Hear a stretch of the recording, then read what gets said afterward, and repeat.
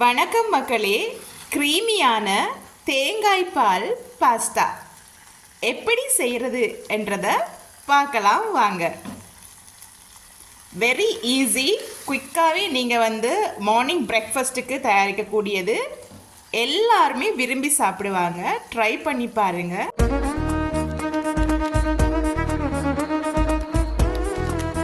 ஒரு பெரிய சைஸ் வெங்காயம், 2 பச்சை மிளகாய். என்னடா பச்சை மிளகாய் இப்படி இருக்குன்னு யோசிக்கிறீங்களா? இது இப்போ புதுசாக என்னுடைய வீட்டு தோட்டத்தில் காய்ச்ச பர்பிள் மிளகாய். ஸோ பச்சை மிளகாய்க்கு பதிலாக இது எடுத்திருக்கேன். வெள்ளைப்பூடு, ஒரு சிறு துண்டு இஞ்சி, 2 போஞ்சி எடுத்திருக்கேன், அதாவது பீன்ஸ், ஒரு சிறு துண்டு பூசணிக்காய், 2 தக்காளி, தேங்காய் பால், பசுப்பால் கிடையாது, இது தேங்காய் பால். தேங்காய் நல்லா அரைச்சி முதலாம் பால் எடுத்திருக்கேன். அதோட ஒரு சீஸ் என்கிட்ட இந்த சீஸ் தான் இருக்குது. ஸோ இந்த சீஸ் எடுத்திருக்கேன். அதுக்கப்புறம் பாஸ்தா சோஸ். உங்கள்கிட்ட பாஸ்தா சோஸ் இல்லை அப்படின்னு சொன்னால் நீங்கள் நார்மல் டொமேட்டோ சோஸ் கூட நீங்கள் யூஸ் பண்ணிக்கொள்ளலாம். Pasta sous. அதோட முட்டை, எனக்கு 2 முட்டை தேவை. உங்களுக்கு தேவையான அளவு முட்டை எடுத்துக்கொள்ளுங்கள். அதுக்கப்புறம் உப்பு, மஞ்சத்தூள், பெப்பர், அது உங்களுடைய தேவைக்கேற்ப நீங்கள் யூஸ் பண்ணி கொள்ளணும். ப்ரெஷர் குக்கரில் தேவையான அளவு பாஸ்தா போட்டுக்கொள்ளுங்க. போட்டு கொஞ்சமாக உப்பு போட்டு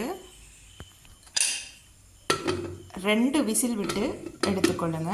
2 விசில் தாராளம் நல்லா வேகி இருக்கும்.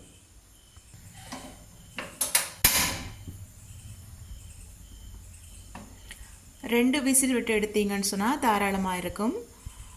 அப்படி இல்லை அவியெல்லாம் அவிஞ்சது காணாது அப்படின்னு சொன்னால் நீங்கள் 3 விசில் கூட விட்டுக்கொள்ளலாம். ஆகையும் விசில் விடாதீங்க, குழஞ்சிரும்.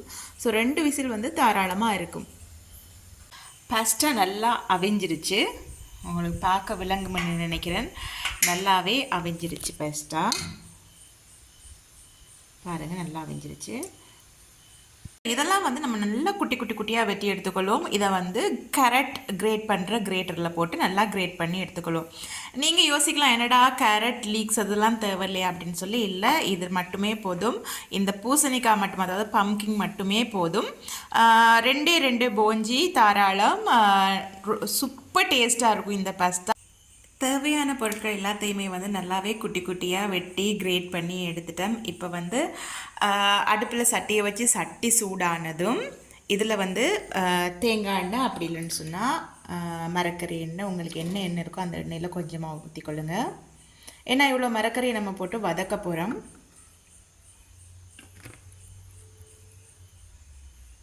எண்ணெய் சூடானதும் முதலாவதாக நம்ம வெள்ளைப்பூடு, இஞ்சி, இந்த 2ஐயும், அதாவது உள்ளி, இஞ்சி, இது 2ஐயும் நல்லா போட்டு கொஞ்சம் வதக்கி எடுத்துக்கொள்வோம்.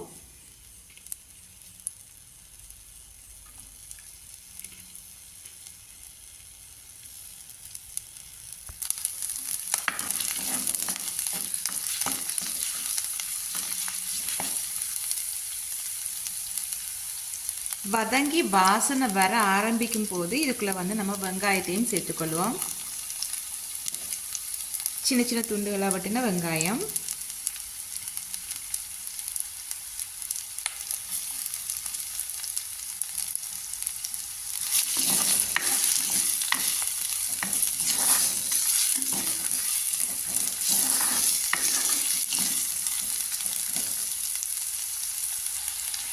வெங்காயம் லைட்டாக கண்ணாடி பதத்துக்கு மாறி வரும்போது நீங்கள் தேவையான அளவு உப்பும் சேர்த்துக்கொள்ளுங்க.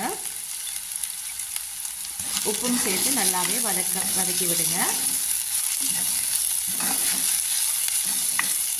கருக விட வேணாம். நல்லா வதங்குற டைமில் இப்போ நீங்கள் இது கூட தக்காளி பழத்தையும் சேர்த்துக்கொள்ளுங்க.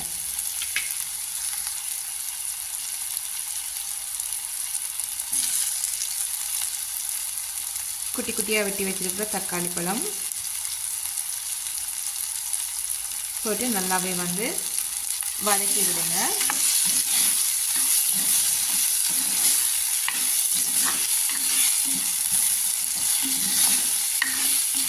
இந்த பாஸ்தா செய்கிறதுக்கு நீங்கள் ரொம்பவே கஷ்டப்பட வேண்டிய அவசியம் கிடையாது. குயிக்காகவே செஞ்சிடலாம்.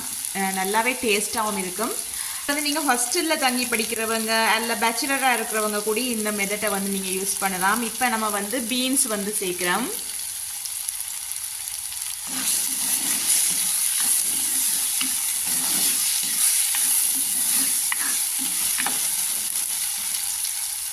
பீன்ஸ் சேர்த்த கைக்கு நீங்கள் வந்து கூடவே இதையும் சேர்த்துருங்க. மிளகாய் நீங்கள் வந்து பச்சை மிளகாய் தான் சேர்க்கணுமென்றது இல்லை. நான் வந்து இந்த ப்ரௌன் இந்த பர்பிள் கலர் மிளகாய் வந்து பார்த்தீங்க சொன்னால் கிட்டத்தட்ட பெப்பர் மாதிரி அந்த குடை மிளகாய் மாதிரிக்கு இருக்கும், கேப்சிகம் மாதிரிக்கு இருக்கும். ஸோ அதனால தான் நான் இது சேர்த்துருக்கேன். இல்லைனா நீங்கள் அந்த கேப்சிகம் கூடி சேர்த்துக்கொள்ளலாம்.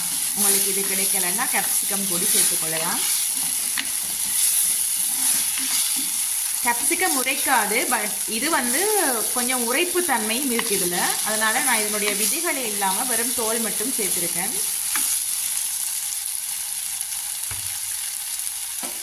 இப்போ எல்லாமே நல்லா வதங்கி வருது. இப்போ நம்ம வந்து நம்மளுடைய கிரேட் பண்ணி வச்ச பூசணிக்காய் பம்கின் அதையும் வந்து சேர்த்துக்கொள்வோம்.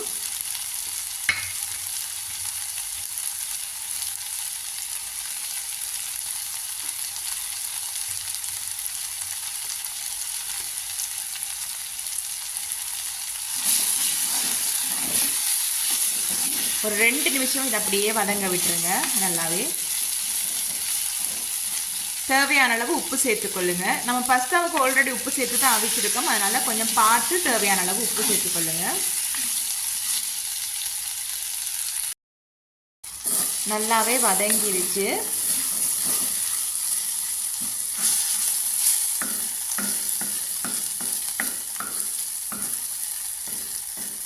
இப்போ நம்ம இதுக்குள்ளே முட்டையை சேர்த்துக்கொள்வோம்.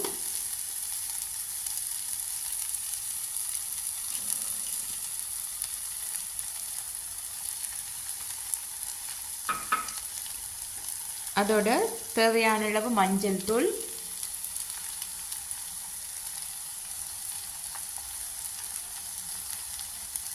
தேவையான அளவு மிளகுத்தூள்,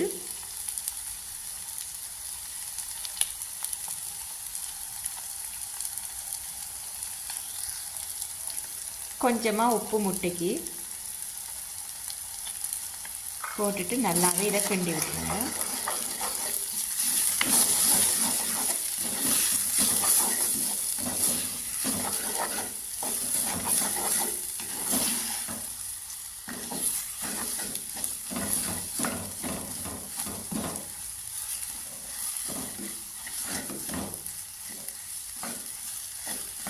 இப்போ இதுக்குள்ள பாஸ்தா சாஸ்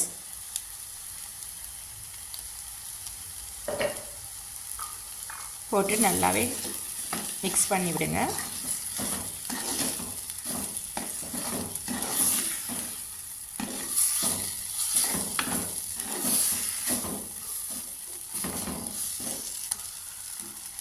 இப்போ நீங்கள் உங்களுக்கு தேவையான அளவு பால் எடுத்து வச்சுருக்கிற தேங்காய் பாலை ஊற்றிக்கோங்க. கொஞ்சமாக ஊற்றிக்கொள்ளுங்க, ஃபுல்லாக ஊற்றாதீங்க. ஊற்றி நல்லா மிக்ஸ் பண்ணிவிட்டு இந்த மாதிரி திக்காக இருக்கும்போதே அவிச்சு வச்சுருக்கிற பாஸ்தாவை வந்து அதுக்குள்ளே போட்டுக்கோங்க. போட்டு மிக்ஸ் பண்ணி விடுங்க.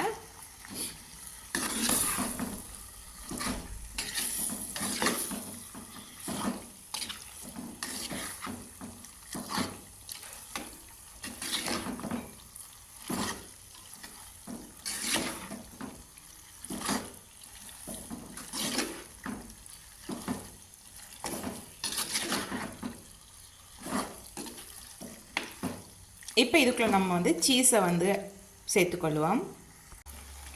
எடுத்த சீஸை நல்லா உடைச்சிட்டு சேர்த்துக்கோங்க.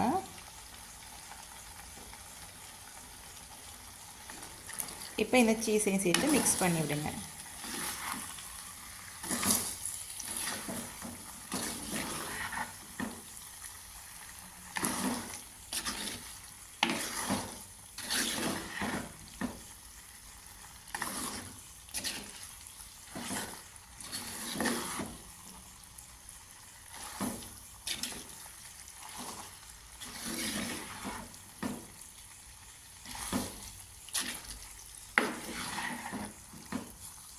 இன்னும் உங்களுக்கு இது வந்து க்ரீமாக இன்னுமே கொஞ்சம் க்ரீமியாக தேவை அப்படின்னு சொன்னால் இன்னும் கொஞ்சம் நீங்கள் வந்து தேங்காய் பால் வந்து சேர்த்துக்கொள்ளலாம்.